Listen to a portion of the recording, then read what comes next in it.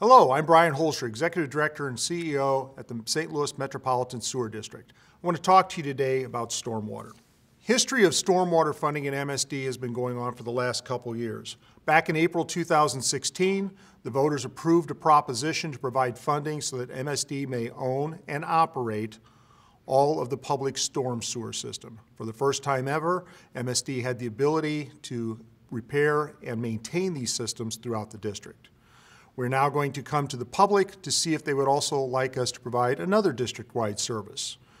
And that is a project and a program in order to address flooding and erosion throughout the area.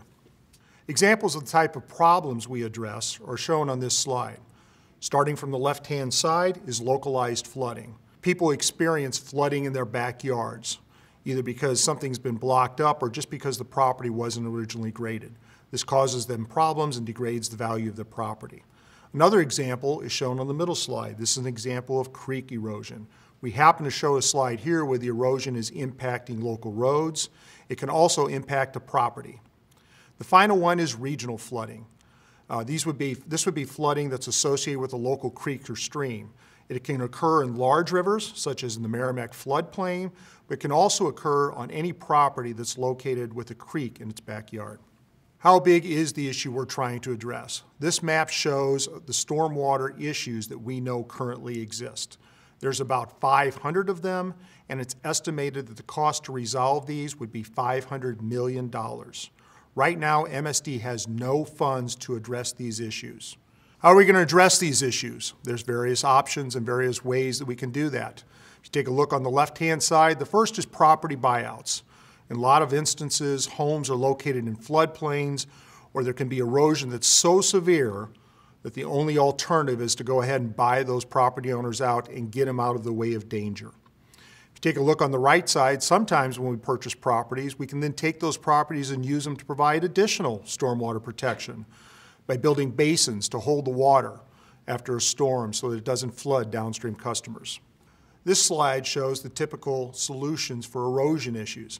On the slide on the upper left, you see an example of severe erosion that's threatening the local homes. The typical solution is something you see on the lower left-hand portion of the slide. What we do is we install something called biostabilized slopes. We give natural vegetation the chance to grow on these slopes and stabilize them and prevent the erosion from further damaging the homes. And finally, there are tactics we can use in order to decrease downstream flows. These include the use of rainscaping or green infrastructure. We intercept the stormwater, catch it in these facilities, and allow the water to soak into the ground as opposed to running off and causing downstream problems for downstream property owners. On the right-hand side, you see storm sewers. They're kind of a last resort. There are instances where we'll have to put storm sewers in order to carry the water away and prevent further issues. However, MSD will make sure wherever we transport the stormwater to, we will properly manage it so it does not cause downstream problems. MSD is proposing a revenue in order to collect $30 million per year to address these issues. The capital rate is going to be based on the amount of impervious area on every property. Impervious area are things like roofs, driveways, and sidewalks. Rainfall hits these structures and immediately runs off, does not soak into the ground. The average charge for a residential customer under this proposal will be $2.25 per month, or $27 per year. Tax-exempt entities will be subject to this charge. This includes the airport, schools, churches, as well as local municipal government. We estimate that with this program, we can address all these issues in approximately 30 years. MSD does not currently own local creeks and streams, and they will not in the future. Floodplain management responsibilities will also remain the responsibility of the individual municipalities. Why use impervious area in order to determine the cost for each customer? What is impervious area? Impervious area is a hardened surface, such as a roof, driveway, sidewalk. When water hits, it immediately runs off. It doesn't soak into the ground as would happen with a vegetated area. Flooding and erosion problems are caused by this additional runoff caused by impervious area. Therefore, it is fair and equitable to distribute the cost of the program amongst the various property owners based on the amount of impervious area that's on their property. Again, all public and private entities will be responsible for paying for their part of this program. This chart shows what each customer will be expected to pay under this proposal. This chart is very much like what you will see on the April 2nd ballot. I'll start with residential customers. If you look under Tier 2, those residential customers who have 2,001 to 3,600 square feet of impervious area on their property will be asked to pay $2.25 per month. Approximately 1/2 of MSD's residential customers fall within Tier 2. For those residential customers who have a less amount of impervious area, they fall into Tier 1 if they have between 200 and 2,000 square feet of impervious area. For those customers, we will ask them to pay $1.42 per month. That represents approximately 1/4 of MSD's residential customers. For residential customers who have a larger amount of impervious area, they fall into Tier 3. These would be for residents who have 3,601 to 6,000 square feet of impervious area. Under this proposal, they will be asked to pay $3.74 per month. And finally, for those residences who have a large amount of impervious area, over 6,000 square feet, they will be asked to pay $6.84 per month. MSD will also use its customer assistance program that we use on the wastewater system for this proposal. Under that program, low-income residents will pay 1/2 of the proposed charge. We have approximately 6,200 low-income residents currently registered in the district. For those individuals, the average low-income customer will pay $1.13 per month.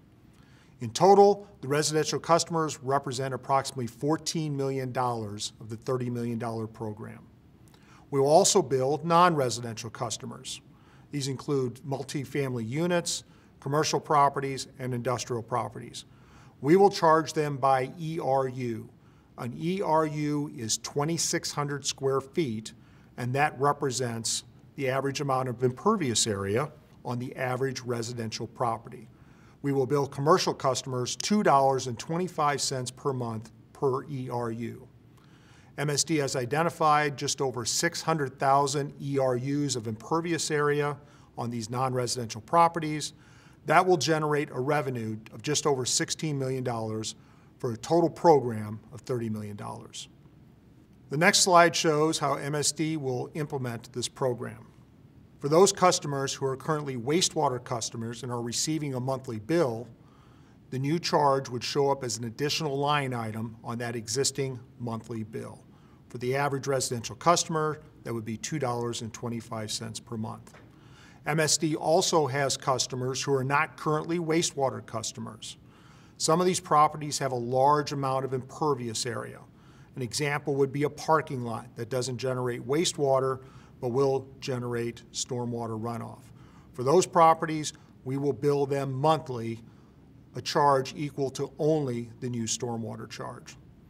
Finally, we do have regular residential customers with typical sized properties and typical amount of impervious area who do not receive wastewater services. They are typically on septic tanks. For those customers, it does not make economic sense for MSD to bill them monthly for $2.25. For those customers, they will be receiving a bill every quarter of $7.75. This rate proposal was presented to our Rate Commission in February 2018. They approved it in September 2018 and forwarded it to our Board of Trustees. That Board of Trustees approved the recommendations from the Rate Commission in November 2018 and directed staff to put the proposal on the ballot on April 2nd. Thank you for taking the time to allow me to discuss this proposal with you. This is a very important issue within MSD Sewer District affecting many people. If you have any questions about this rate proposal, please feel free to contact us at the information shown on this slide and we'll answer any questions you have. Thank you for your time.